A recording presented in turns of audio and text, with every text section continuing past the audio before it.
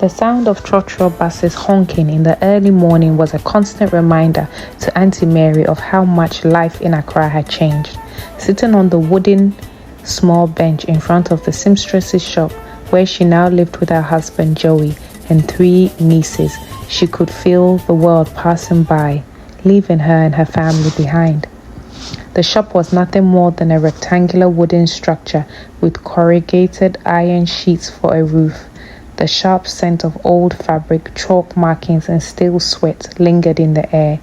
It was cramped and noisy during the day when customers came for fitting, but at night it became home. Auntie Mary would push aside the piles of clothes, lay down thin mats, and gather the children close so they could all fit. She tried not to think too much of how far she had fallen. Years ago, Joey had been a proud seaman, working with the Black Star Line, Ghana's once prized shipping company. He had worn his navy blue uniform with dignity, his chest out, his smile bright, always returning home with stories of foreign ports and small gifts from abroad. Auntie Mary had adored him then. She had been the girlfriend, the one he promised to marry after his first marriage crumbled. They had big dreams, big plans, but when Ghana sold all of its ships, Joey's world crumbled overnight. At first, he looked for another shipping job, but there was none.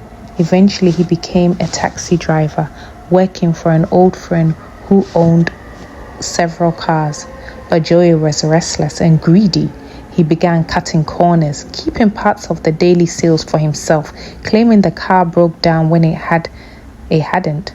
Sometimes he would remove parts from the car and sell them, only to collect money from the owner later, pretending to replace them. He was slick, always smiling, always finding excuses. But slickness has a limit. And just as the seasons change, so does every situation in life. Comment part 2 to find out what happened next.